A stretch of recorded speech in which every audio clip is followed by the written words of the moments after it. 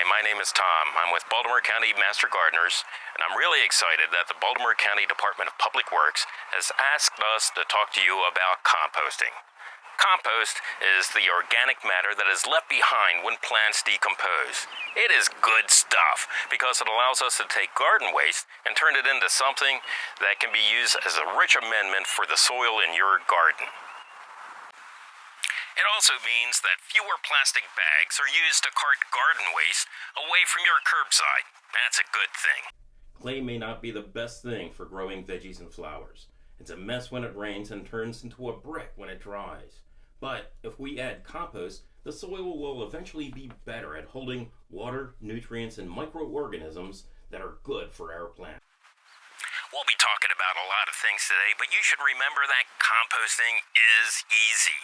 To prove the point, I could lay down here on the ground, and if I were to lay there long enough, I would compost. But even if I weren't there to help it along, compost would still happen. Today, we're going to talk about 6 things that we can do to help compost happen faster and in a way that's easier to use in our garden. First thing is decomposers. These are all shapes and sizes of things that eat other things inside our compost system. The smallest are bacteria, molds, fungi, and other teensy things that break down plant material. These are consumed by, worms and other creepy crawlies that release the nutrients. All of these guys are your workforce.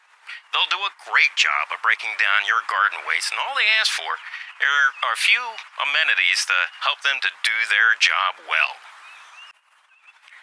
This brings us to the second thing in our compost system: food.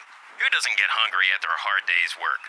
Our Decomposer task force demands browns and greens. Browns are high in carbon. This is in things like dried leaves. They decay slowly, but ultimately provide the fuel and aeration that is necessary for a good compost system. Since they tend to accumulate in the fall, it's a good idea to stockpile them until you can mix them in with greens. Greens are high in nitrogen. This is in things like grass clippings. They decay quickly but can get stinky and clumpy if they are not mixed with browns. You'll want to use 2 to 3 times as many browns as greens. It doesn't have to be exact though. Examples of browns are leaves and straw. You can also use other things that are high in carbon, like shredded newspaper, just as long as it's not the glossy kind. You can even use old cotton t-shirts. Just make sure you're not wearing them when you compost them. Examples of greens are grass clippings and plant trimmings. You can also use other things that are high in nitrogen, like hair. Once again, make sure you're not wearing it when you compost it. Steer clear of weeds that have a lot of seeds. Otherwise, you'll be propagating them when you spread your compost. For the same reason, do not use diseased or buggy plants. Be careful not to put anything in your compost that may have been treated with an herbicide or a pesticide.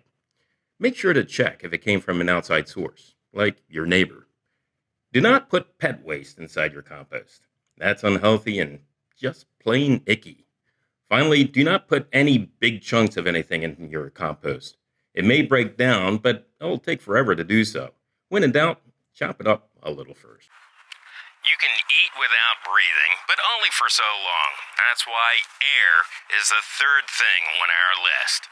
Compacted compost has lost its ability to breathe, especially for the decomposers that are deep inside. That's why we turn our compost. This allows air to get from the outside to the inside. Remember the little decomposers, the bacteria and other teensy things? Well, they can only get around if there's a thin film of water surrounding the food in our compost system.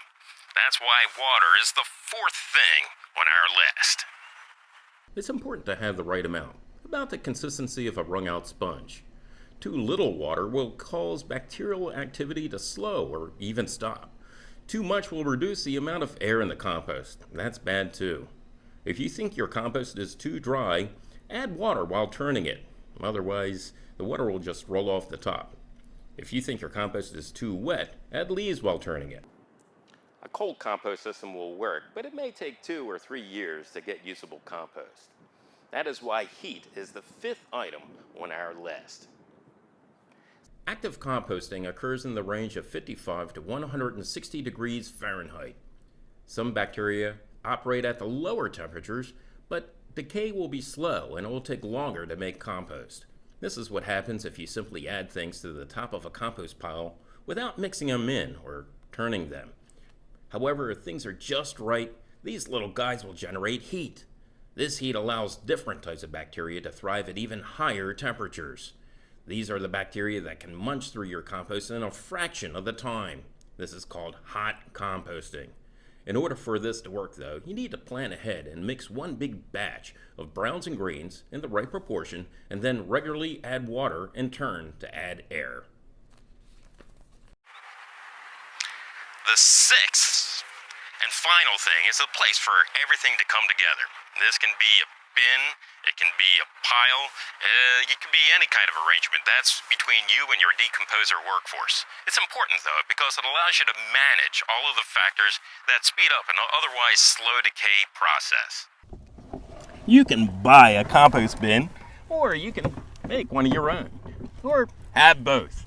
We'll be talking about all different kinds of compost systems in our next video, so stay tuned.